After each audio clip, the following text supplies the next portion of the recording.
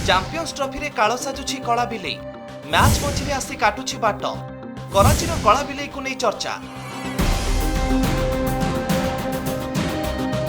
कला बिलेई को साधारणतः अशुभ बोली कहा जाए। कला बिलेई बाट काटिले किछि समय पाद अटकी जाए। कहा जाए कला बिलेई देखिले कि बाट काटिले किछि अघटनर आशंका थाए। तेबे एही संकट एबे चैंपियंस ट्रॉफी रे देखिबाकू मिलिछि।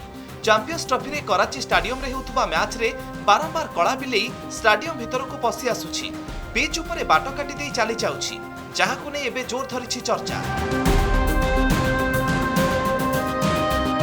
क्रिकेट मैदान रे अनेक समय चढ़ई कुकुर पसी आसुथिबार खबर सामना को आसी थाए। हेले एक कला बिलेई एबे कराची स्टाडियम रे रहस्य सृष्टि करिछि। बिलेई को नहीं चैंपियंस ट्रॉफी रे घटिथिबा एक अजब घटना पई मैच को किछि समय अटका भी जाइथिला। एही घटना सेतेबेले घटिथिला जेतेबेले अफगानिस्तान एवं साउथ अफ्रिकार मैच चलिथिला। आउ बिलेई स्टाडियम रे एंट्री मारिबा परे अफगानिस्तान गोटिए विकेट हराइथिला। आउ एहाको एबे अशुभ कहि सोशल मीडिया रे ट्रोल भी करा जाउछि। सेहीपरि न्यूजीलैंड पाकिस्तान मैच रे मध्य समान घटना देखिबाकू मिलिथिला। आईसीसी चैंपियंस ट्रॉफी रो प्रथम मैच रे एही कला बिलेई स्टाडियम भीतर को पसी आसीथिला।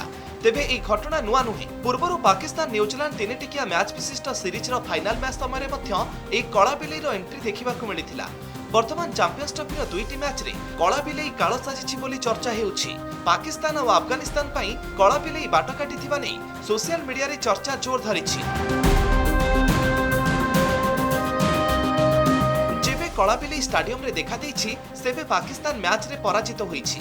वर्तमान अफगानिस्तान उपरे भी यार प्रभाव पड़िछि बोली सोशल मीडिया रे चर्चा हेउछि। प्रथम मैच रे पाकिस्तान न्यूजीलैंड ठारू 60 रन रे परास्त होइतिबा बेले तृतीय मैच रे अफगानिस्तान दक्षिण अफ्रिका ठारू 107 रन रे परास्त होईछि। दुईटी जाक मैच कराची स्टाडियम रे खेला जाइछि। एथर चैंपियंस ट्रॉफी रो आयोजन करुछि पाकिस्तान। 8 वर्ष पर हेउथबा ई टूर्नामेंट पई बेस उत्साह रहिछि। सेहीपरि 1996 मसिया परे पाकिस्तान कोनोसी आईसीसी ट्रॉफी रो आयोजन करुछि।